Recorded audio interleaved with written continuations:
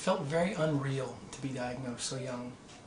I guess more than most people I had a sense of invulnerability that you're supposed to leave behind with youth, but I remember not believing it, but at the same time I also kind of knew what was happening before it happened. And I don't know, it's hard to describe how that feels. I kind of expected it as the whole diagnosis process started, but still when it hit, you know, it just still came out of nowhere. And I remember when I came out of my colonoscopy sedation, I had all my people around me, my mother, my girlfriend, my father, the doctor, and I could see on my mom's face, she'd been crying, and her eyes were red and she was all puffy, and I knew what it was because we've been talking about it, so I immediately knew before I was even totally awake, and I couldn't do anything about it, and she was so sad and so upset, and everyone was so serious, and I thought to myself, well, the one thing I can do, I can try to make my mom smile. So at the time, I was starting to go a little bit bald back here, and I said, the doctor starts explaining what's going on and what it is, and I said, okay, well, what's this got to do with this? And she smiled, and that really did it for me. That was what I could do. The Colon Club's been the first place for me to start reaching out. I was way too inwardly turned at first. I spoke with friends and family, but I didn't reach out to the community of survivors or the community of victims, or for any of the resources that were out there that I know about now. And learning about the Colondar, learning about the Colon Club was a big step forward for me.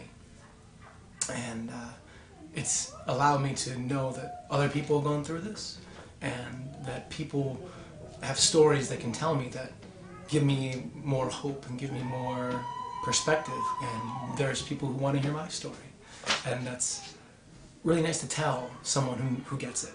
And as much as I've had people who want to hear it and want to be there for me, they don't quite know what it's like, and it's been good to have that as something to rely on. And the whole Colondar itself, this experience has been incredible. I've gotten to hear new things about what I've gone through and hear from people who know more about it than me, which I'm not used to, and it makes me realize just how much I have to learn, how much I can be proactive, and how much control I can take, and it's been a great lesson to learn, so I'm really glad for that. When Molly let me know that I was being picked for the Colondar, I was very gratified, very honored. It's not what I expected. I don't know, I guess I've never really been picked for anything like this. I put in my application because I knew Molly and I'd done the cross-checking event with her, which is just a small thing for me, but was still really enjoyable. And so I put it in, and you know, she let me know that I made it in, and I was like, wow, I'm a calendar model. And that felt really strange because I don't think of calendar models as being big bald guys. They're usually very svelte, and that's not me. But I knew that I was being given a real gift and a chance to do something and to be a part of something that was bigger than me, but was nice because it included me and it wanted me. That was a really good feeling too. I hope to help. I just hope to be useful. I hope to be able to help get the word out. I hope to be able to promote the awareness efforts that the Colon Club undertakes, and I hope to be a part of helping people realize that this is something that can affect you no matter what age you are, and that it's something you want to know for your families, and something you want to know for your children and your friends, and that it's not, you know, it's scary, but it doesn't have to be too scary, and it doesn't have to be icky. It can be cool and fun to learn about. And if I can help with promoting it, and if I can help with getting people interested in it, that's phenomenal, and I really would love to be able to do that. You know, I feel like I am sort of a rookie at all this, and I'm looking forward to learning a lot. I'm looking forward to contributing as much as I can, as much as they'll let me.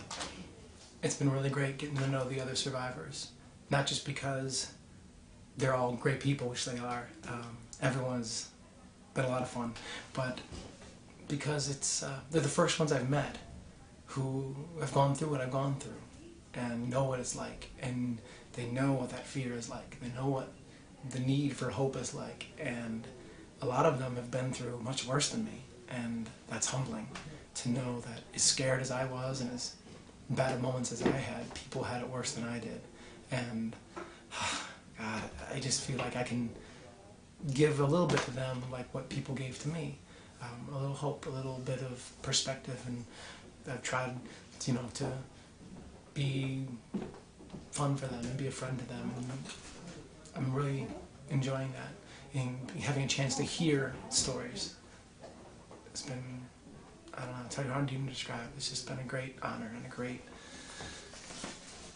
it's a privilege, and I'm really glad to be here. I'm really glad to be here. Yeah. During the shoot, I have to admit I kind of forgot everything else.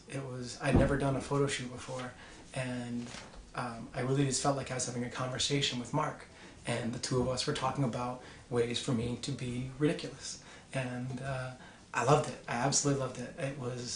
I had this great music going, and I started dancing a little bit, and he was shooting and encouraging me, and I really felt very alive. It's a lot like what I feel when I perform on stage, or when I am in a play or something. It's that chance to let all the extra energy I have come out in a controlled way that people want to have happen. And it's fun. It was so much fun.